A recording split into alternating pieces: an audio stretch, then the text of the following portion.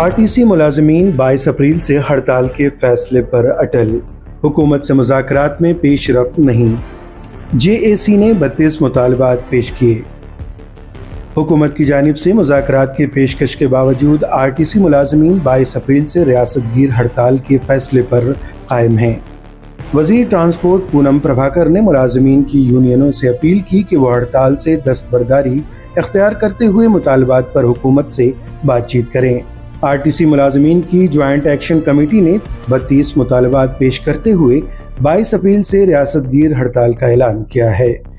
JAC ने 13 मार्च को हड़ताल की नोटिस दी थी, लेकिन हुकूमत और आरटीसी इंतजामिया की जानिब से कोई मुस्बत रद्द अमल जाहिर नहीं किया गया, जिस पर हड़ताल की बरकरारी का फैसला किया गया।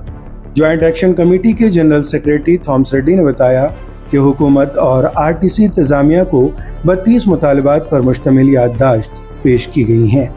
अहम मुतालबात में आरटीसी का हुकूमत में इंज़माम, लेबर यूनियन के इंतखाबात और सरकारी मुलाजमीन के मसावी तनख्वाह और दीगर मुराद शामिल हैं। मुलाजमीन की जानिब से तनख्वाहों पर नजरसानी और प्रोविडेंट फंड और दीगर बकायाजात की अदायगी का मुतालबा किया जा रहा है।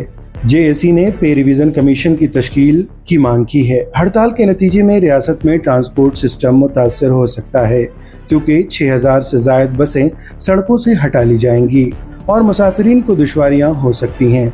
इसी दौरान वज़ीर ट्रांसपोर्ट पूनम प्रभाकर ने वाज़ेह किया कि जो मुतालबात हुकूमत के अख्तियार में हैं उन पर मुज़ाकरात किए जा सकते हैं। उन्होंने कहा कि हुकूमत ने ज़ेर इल्तवा महंगाई भत्ता जारी कर दिया है और महंगी भत्ता में 2.1% का इजाफा किया गया है। वाज़ेह रहे कि गुज़िश्ता साल मई में ज्वाइंट एक्शन कमेटी ने हड़ताल की नोटिस दी थी। ताहम हुकूमत की जानिब से 3 IAS ओहदेदारों पर मुश्तमिल कमेटी की तश्कील के बाद हड़ताल के फैसले से दस्तबरदारी इख्तियार कर ली गई। విధి విధానాలు లేకుండా అంత పెద్ద సంస్థకు సంబంధించినటువంటి ఒక కార్యక్రమం జరిగేటప్పుడు ప్రభుత్వం కమిటీ దగ్గర ఉంది. దాన్ని కూడా ఇటీవలనే మళ్ళీ ఒక హైయెస్ట్ మా దగ్గర మనం ఈ డిఐ ఇచ్చినప్పుడు కానీ తర్వాత సమావేశం జరిగినాం.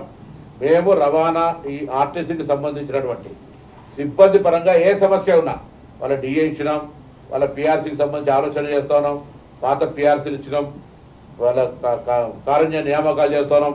మొట్టమొదటిసారి 3 మెన్ కమిటీ వేసి డిస్మిస్ అయిన వాళ్ళకు కూడా దాదాపు 300 మందికి ఉద్యోగాలు ఇచ్చినాం. ఇన్ఫ్రాస్ట్రక్చర్ పెంచుతున్నాం, బస్సులు పెంచుతున్నాం, ఉద్యోగ నియామకాలు చేపడుతున్నాం. కాబట్టి ఇప్పుడే గాడిన పడుతున్న ఆర్టీసీని మూలిజే నక్క మీద తాటిపట్టు పడ్డట్టుగా ఇటువంటి ప్రేరేపితమైన అంశాలకు దయచేసి అట్రాక్ట్ కావద్దని నేను కార్మికులందరికీ హృదయపూర్వకంగా విజ్ఞప్తి చేస్తాను.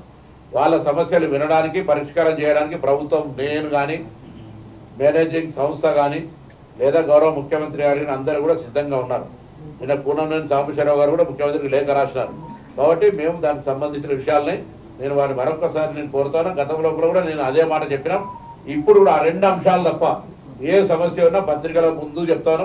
అన్ని సమస్యల్ని మేము పరిష్కరించాలని సిద్ధంగా ఉన్నాం. अपने चैनल जनता रिपोर्टर के YouTube, Facebook और Instagram पेज को लाइक, शेयर और सब्सक्राइब जरूर कर लें। ऐसी ही दिलचस्प और सच्ची खबरों के लिए बने रहें जनता रिपोर्टर के साथ।